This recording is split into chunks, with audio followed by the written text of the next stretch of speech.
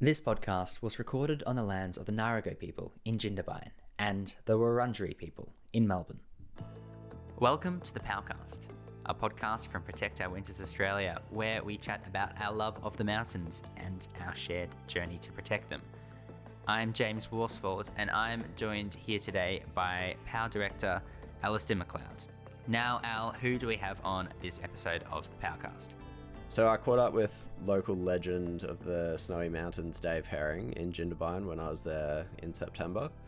He doesn't need a lot of introduction. A lot of people will know who he is, but he's been running Alpine Access for years, which is one of Australia's leading educational providers when it comes to avalanche and backcountry safety. Great, let's get into it. Hi, I'm Dave Herring from Alpine Access.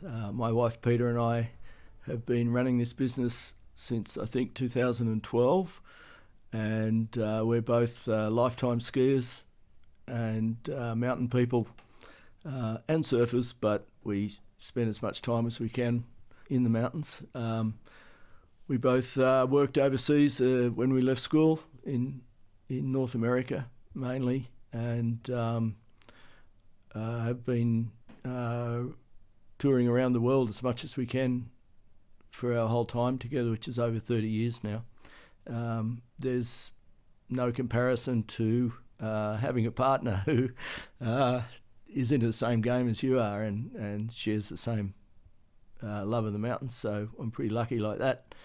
I was a tradie most of my life, but as I got restless and wanted to come back to the mountains full time, I joined the Volley Ski Patrol for about 12 years and then was touring all the time and just eventually moved over full-time into the backcountry, and didn't expect it to evolve into a business, but it has.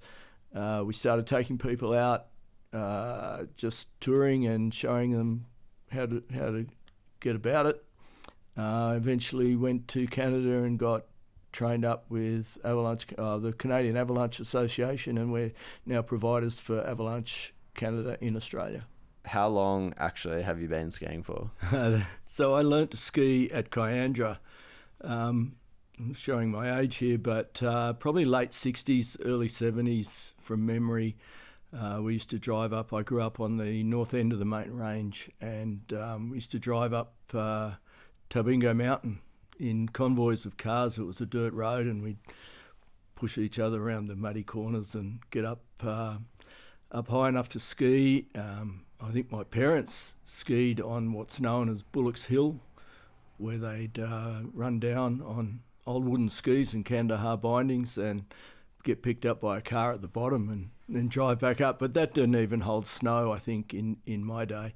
But there was a rope tow started by a European guy at Kiandra across the road from the old hotel, and it was taken over by the Myers family from Tumut, who were neighbours of ours.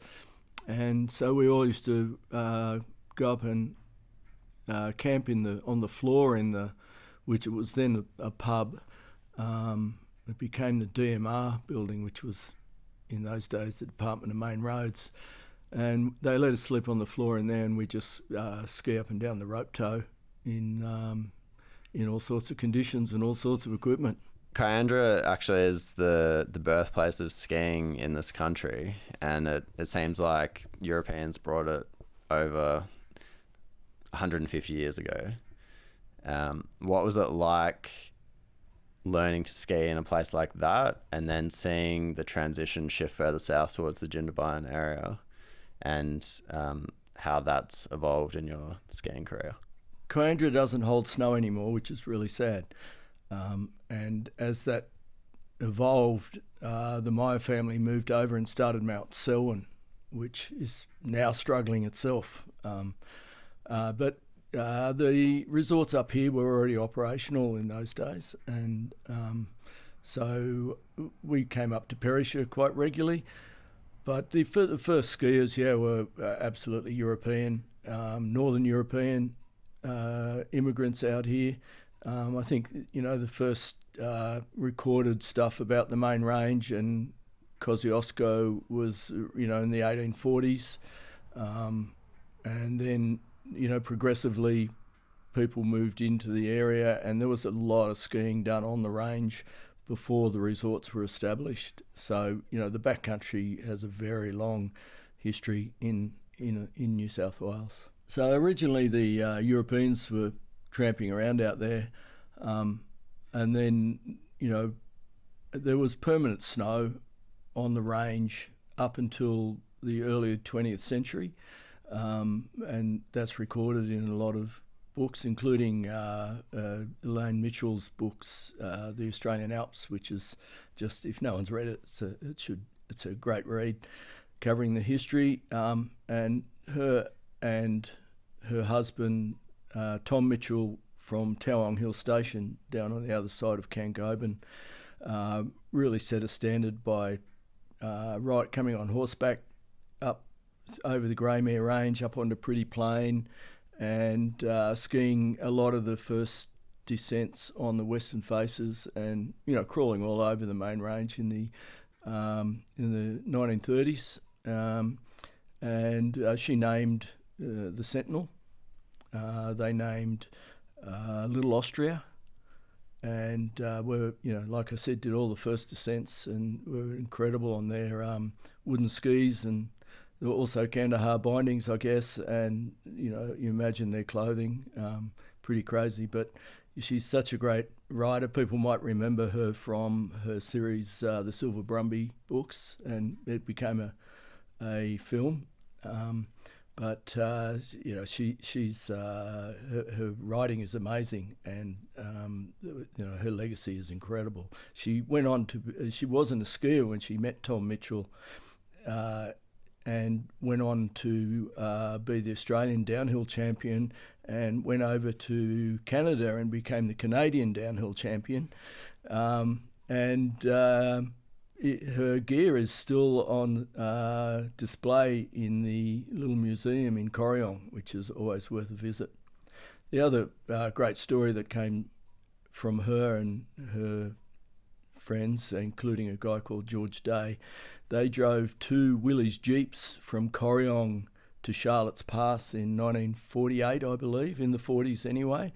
No roads, straight up over the Greymere Range and onto Long Plain again, and cross past Mount Tate, Constant Stephen Pass, Mount Tate, Twynham, and down to Charlotte's Pass, just dragging and pushing and cutting logs out of the way, I guess, but an incredible journey in itself. Yeah, it's pretty amazing to think that almost 100 years ago now, there was this woman out there with horrible skis by modern standards, and no Gore-Tex, and no synthetic insulation, and to be out there tackling some of the steepest terrain in the whole country is kind of wild.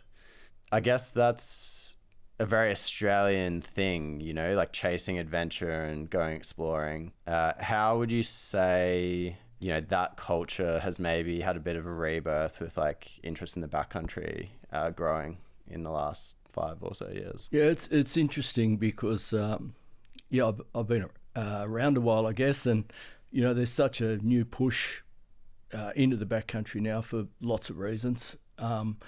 But so I sometimes feel like the people think that they're starting something new, and everyone's got to realise how long this has been going on in this country and what the heritage is, and what people like Elaine and Tom Mitchell and George Day actually achieved with the gear they had. They talk about pulling up next to a creek and cooking a chop. It's just classic, really. And so, look, it's all about the adventure in the mountains, and the Australian spirit of getting out there and having a go. And we're still doing it. It's still great to see. It's incredible to see the change and the number of people getting out there now. And I guess our business is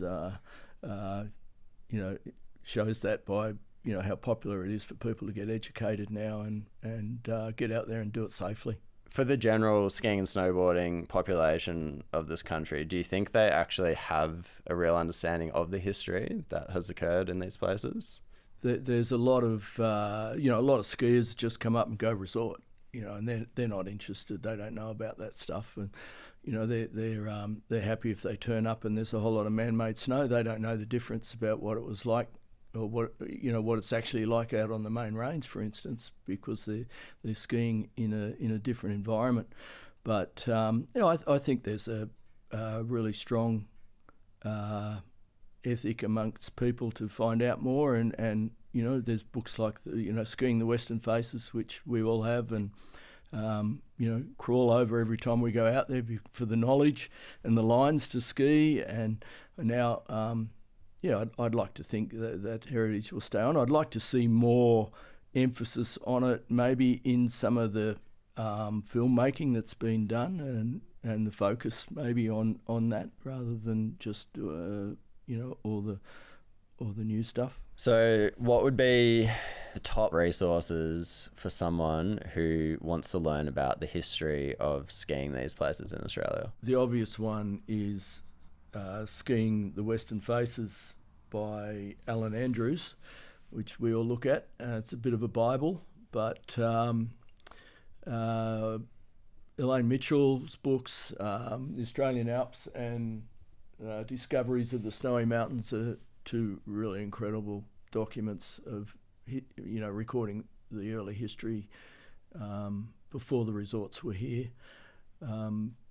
Klaus Heineke's really good books about all the huts, and he's still around, and I still follow him on Facebook. He's a bit of a legend. Getting into the national parks archives and into their bookshop and buying that sort of stuff, and I guess there's plenty of books on the histories of the Australian Alps. Al, I've got to admit I'm pretty ignorant to Australia's skiing history, and it's so interesting to hear these stories of Australia's first backcountry skiers. Something Dave said that really hit home to me was that where he learned to ski, Candra, doesn't really get snow anymore. Bullocks Hill, where Dave's parents used to ski, didn't hold snow by the time he started skiing, and there was persistent snow year-round in the main range until the 20th century. Like places like Mount Buffalo, the first resort I went to as a kid, which used to have ski lifts, is going down the same path. I think all this stuff is a very sobering reminder of how climate change has been impacting our mountains for a long time. And modelling tells us we're continuing on this trajectory. Yeah, so this year POW commissioned a report called Our Changing Snowscapes with ANU and the Australian Mountain Research Facility. If you want to learn more about the report, please check out episode 5 of the POWcast with its lead author, Ruby Olsen. It looks at how climate change will affect the Australian Alps in relation to areas such as the economy, the environment, regional communities, hydroelectricity, the Murray-Darling Basin, and First Nations. The report found that if the current trajectory of climate change continues, our ski season length will be cut in half by 2050. The good news is that we don't have to go down this path. In a low emission scenario where we dramatically reduce our greenhouse gas emissions, Australia has the best chance of saving our snow and our mountains.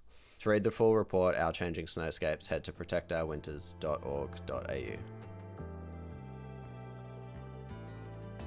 So Dave, the backcountry community has been growing. Obviously, you're seeing the way that's taken off with your business. What do you think is driving the interest in people heading out into the backcountry that we've seen in especially the last 5 years? I know it kicked off through COVID, or maybe slightly before, but we've really seen it take off. What would you say are the main driving factors in that? Yeah, look, COVID obviously had a massive impact, but it was going on before COVID. There was a real push prior. When we started out, we thought putting 20 or 30 people a year through an AST1 course was fantastic, and now we're doing hundreds, and it just keeps coming, and we're surprised how big the pool is. But all those people turned up with hire gear, and now they all turn up with their own gear, and that's probably since COVID. I know you couldn't buy a lot of stuff during COVID; everything sold out. But I guess social media I'd put in there as well as a really big impact on people wanting to get out there, just seeing what other people are doing and how cool it is, I guess. The cost of resort skiing has got to have something to do with it.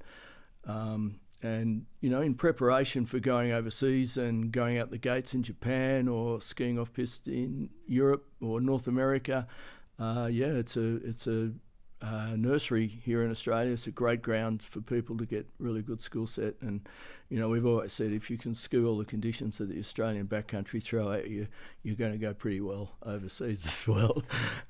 So one of the things I would suggest as an impact on us from the changing climate is, running a business in the mountains is difficult at the best of times, but meeting clients' expectations can be a real challenge when the conditions are so variable and the snow is changing, the levels are changing. I think people's mindsets change really quickly as soon as it warms up, and maybe they start thinking about the beach rather than going to the mountains. I guess the other thing that changes for us is that our hazards and risks change with the climate changing. And in my time, we're used to having 10, 20 centimetres of snow on a regular basis through the season. Whereas now we're getting big storms that can drop 60, 70 centimetres of snow at a time. And when you've got wind and loading on lee slopes, all of a sudden there's a bigger problem for us. And our assessment of that and where we can take our clients. And, we've had a client set off an Abbey 3 days after doing an AST1 course with us, when we had nearly a metre of snow. The storm came in cold, landed on ice, didn't bond, and he went out to Etheridge and set off the biggest slide I've ever seen in Australia. And so that to me is climate change. That is what we're dealing with. I'm not saying it can't happen at any other stage. I get that, but these big storms we get now certainly change things for us. We've had bad seasons like this before. It happens. And that's true. Australia has one of the most variable snowpacks in the world. So one of the things that POW runs up against pretty often is people saying something like, we'll have good years, we'll have bad years, this is the way it's always been. What do you say to that sort of attitude? You can't deny that the climate is cyclic, but the reality is that with time we're losing snow, and the snow levels are rising, and we are going through massive change. I already said, in the early part of the 20th century there was still permanent snow on the main range. It's undeniable that our impact, our lifestyles, and everything else is contributing to the changes that we're seeing now. One of the fascinating things for me is that in the reality of the ski industry is that it is so unsustainable. We drive our cars everywhere, we buy expensive equipment, we throw it in the bin every 2 years. There's a lot of things about this industry that just don't make sense for the long term. And I know I'll get shot down for that, but I like to say it as it is. Yeah, and it's not just the snow sports community. As a whole, Australia punches well above its weight in terms of our lifestyles' impact on the environment, especially when you factor in the amount of climate change that we export around the world with our coal and gas. We make up a tiny percentage of the world's population, but when you look at it, our carbon footprint is astronomical. At a community level, what do you think these regional towns, these mountain communities can do to fight against this problem? Yeah, I guess it was good to see the buses start up. That's probably the first initiative I've ever seen, really, from community here, which is really cool. That's in New South Wales, out of Jindabyne, the buses that run up to Thredbo and Perisher regularly during each day. So one of the things POW has looked at is transport emissions. So hundreds of thousands of cars drive into the ski resorts across this country every year, and the emissions from those cars actually dwarf the emissions from actually operating the resorts themselves. One of the things POW's done is we've built this carpooling tool, which, you know, the goal of that is to try and get the community to start sharing rides and reduce cars basically heading up to the hill. A lot of the time, you know, you might go on a trip with your friend, but you both end up driving in your own cars for some reason. So that's a low hanging fruit thing that people can really do that has a meaningful impact. And then, the public transport, like you talked about as well, is fantastic. In Victoria, we've partnered with Falls Creek Coach Services, and, you know, we want to try and help push people towards those sort of services where we can. As Dave said, the ski industry isn't all that environmentally sustainable, which seems to be at odds with the fragility of our alpine environment. With protecting the mountains key to securing its future, it leads me to wonder whether the ski industry actually wants to take action on climate change. This is a tricky one. There are a few things that have become obvious to me over the past few years at POW. In some cases, you have large corporations who will simply not engage on the topic at all. Then there are some businesses that are very aware of the issue and doing what they can to take action. I'd say in the majority of cases, though, there is a culture of privately acknowledging the threat of climate change, but a fear of talking about it publicly because it might hurt consumer confidence and potentially cost people money. On a personal level, I think that attitude is a mistake. It is rooted in short-termism. If you take the resorts, for example, they're a huge tourism industry that drive billions in economic activity. They're the draw cards that bring tourism dollars to these regional areas and the smaller businesses, which means that they have a responsibility to act on the threat of climate change. That means they need to throw their weight around a lot more than they currently do. POW has achieved a lot with very limited resources. Little money and only volunteer time is getting us into Parliament to represent our community and push our politicians to do better. Imagine how much more we could do with our industry leaders sitting alongside us. Dave, like myself and many other Australians, you're quite partial to Japanese powder. I often will look through social media and see how, you know, the public's interacting with particular topics. And lately there's been a lot of Australia's snow is too expensive for the quality of experience, that sort of sentiment. And a lot of people who obviously love skiing and snowboarding say things like, just go to Japan, just go to Canada. It's not worth it in Australia anymore. Oh, I totally don't agree. Multiple reasons, but, you know, we've still got great terrain and great skiing and great touring in this country. And I know that when international people come over here, even pro skiers, and they get out onto the range, they can't believe how good it is. And so, no, I'm a total fan of the skiing in Australia, and yeah, look, Japan's a whole new level. I've skied all over the world and probably spent most of my youth in North America, but now I'm fully addicted to the Japan snowpack and food and beer and people.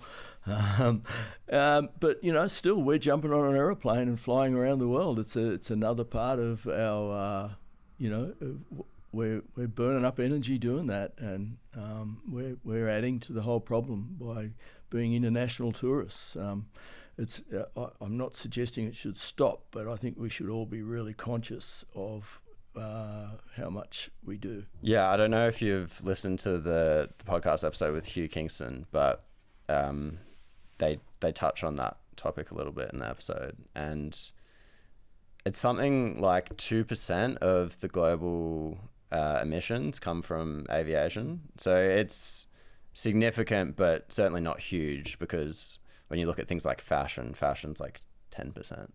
So, aviation's a tricky one to clean up. There's bigger, more impactful things that we can do as a individual and as a collective than not flying, although doing what you can to minimize that's probably a good thing. Climate change isn't a unique problem to Australia. obviously for us, our mountains are probably the most at risk to have a really developed ski economy because our mountains aren't very tall and we live in a quite hot country. But yeah, it's a global problem. So places like Europe, Japan, North America, they're not immune to this issue. In your travels, have you seen any impacts overseas? Yeah, totally. So I've been in Japan for a long time now, and traditionally January is really cold and stays cold, and well into February. For the last 2 years, for example, we've had serious warmings when they're totally unusual, and like creates havoc for the snowpack, and unfortunately people die every time there's a warming. And so on Hokkaido last year we got up to 5 degrees or something in the middle of January, and I think Hakuba was over 10 degrees, and a massive impact. And yeah, sure, once again it might be cyclic, but it still goes on. And while ever we're travelling and moving around, we're always going to face different snowpacks everywhere we go. I'm a bit of a cynic. We don't even seem to be able to get our recycling bins right, let alone change any of make any of the bigger decisions and sort ourselves out in that sense. So I just hope that it keeps going and we get to keep enjoying it. Dave, you've been very supportive of POW for years. Tell us how you heard about Protect Our Winters and why you think it's important. Yeah, I think right from the get-go when Jeremy Jones started POW, I was aware of it, having spent all those years in North America. And probably at the same time that Cam Walker was doing stuff in Victoria, I'd approached POW in the States, and they sent over a box of gear and we started talking about it and raising it with all our clients and putting it out in front of people whenever we could. I think then there was another organisation, another group of people who got behind it, and we dropped off probably, but have always supported it, and I still wear my T-shirt proudly, and I have POW stickers on my car and on my skis. So yeah, that's probably my journey with it. So in terms of supporting POW, what are the things that you would like to see the people who come and do an AST1 course with you at Alpine Access, what would you like them to pick up as like new behaviours or things that they do to support POW's mission and see our mountains endure for generations to come? I see the role of POW as just galvanising the community, and I think what we would like to see is that our clients are supportive, get involved when they can, and have a deeper understanding of the impacts of their own lives and usage of the mountains, and hopefully drive change. So my history in campaigning has not only been with POW, but about 15 years ago I ran an environmental group called Footprint, and where we actively tried to engage our community on the South Coast, and we had rallies and did human signs on the beach, got some press, got in the Herald, and got people thinking about it, and I got invited to talk in front of the local bowls club and all those sorts of things, which I'm sure you guys deal with, telling the same story, the same narrative day in, day out. We ran a environmental film festival, which was a really cool thing actually, and something you guys could look at. There's lots of films out there about all sorts of things. But what probably pulled me up at the end of the day was, despite all our work and all the interest we got from the community, we still voted Tony Abbott in at the end of the day, right as while I'm doing all this work. and we went to an election, we still voted in a very conservative politician who does not believe in climate change, and that is our challenge. Yeah, that's an interesting point. When we as Power Australia talk to Power US, a lot of the time they talk about how they've completely shifted their focus away from individual level action to collective political action, because ultimately that's where you're going to get the biggest bang for buck. And hearing the way they're approaching it, they have multi-million-dollar budgets, they're running political campaigns, they have a Power Action Fund to fund advertising at a political level. And Power Australia, we're nowhere near that level of sophistication. We've only been doing this for a few years. They've been doing it for probably 15, 16 years at least now. But it is an election year coming up next year. How would you advise the community when you think about, your frustrations voting in Tony Abbott last time, and that left you a little bit disillusioned? Go to the rallies, question the candidates, find out where they stand, and vote accordingly. So Dave, you and I, we both love the ocean and we love the mountains. There's a lot of similarities, but also some pretty big differences between ski and surf culture. What do you have to say about that? Yeah, it's interesting how many surfers actually come up here to ski or ride these days. It's a big part of the coastal community, spending time up here. So I guess the one similarity would be the idea of localism. Surfers don't like their private breaks, to be promoted in surf magazines, and there's a bit of that in the mountains as well, as far as people sharing their lines and getting out there and being protective of their patch. And that's certainly the case in business here. So I would like to see a more open community and a more community-based culture come out of this, and that's a good role for Power. I personally got quite involved with the Fight for the Bite campaign when that was happening, and that was where you had foreign-owned companies wanting to drill off South Australia and Victoria, essentially, and the risks of oil spills and the risk to the environment is huge, and it's a very wild place. Big swells, especially all winter. So the surf community absolutely rallied behind that campaign, and they did not want that to go ahead. And they succeeded, at least for now. What do you think we could do to rally our alpine communities in a similar way? I think you're doing it. But it's just, it's an early stage for you guys. It's a journey, and it will come. But, the backcountry community is only small. There are a lot of surfers out there, and, there's a lot of activity and social media and all the other platforms that are used. And I think what you're doing will work. It's just, you just got to stick at it. It was interesting hearing Dave talk about his work in advocacy, putting in all that effort to rally the community and still ending up with a Prime Minister who didn't see climate change as a problem. Would you say a political landscape has shifted since then?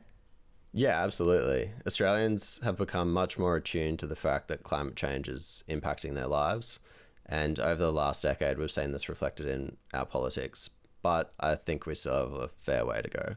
Some might say there's no point in Australia reducing our climate pollution because we have smaller impact than America or China. The truth is that we emit more emissions per person than all other OECD countries, and taking into account the coal that we dig up and the gas that we ship off, we are the second largest exporter of fossil fuel emissions in the world. Yeah, Australia is a big contributor to climate change, but we're also a democracy. So what this means is that we as Australians can have a tangible impact on tackling global climate change. At POW, we believe in the power of collective action, combining the voices of the alpine loving community so that we are loud enough to be heard. Our mission is to unite the industry, the businesses, and the people who not only love but rely on our mountains. Since the release of our report, POW has gone to Canberra to represent the alpine-loving community, meeting with parliamentarians to highlight how the mountains are being affected by our changing climate. It's an election year next year, and we need the alpine-loving community to vote with its best interests in mind. If you want to learn more about what you can do, head to protectourwinters.org.au. All right, that's all we have on the POWcast today. Make sure to subscribe, and Al, thanks for heading up to Jindabyne to have a yarn with Dave. Thanks, James. It was good to be here, and stay stoked.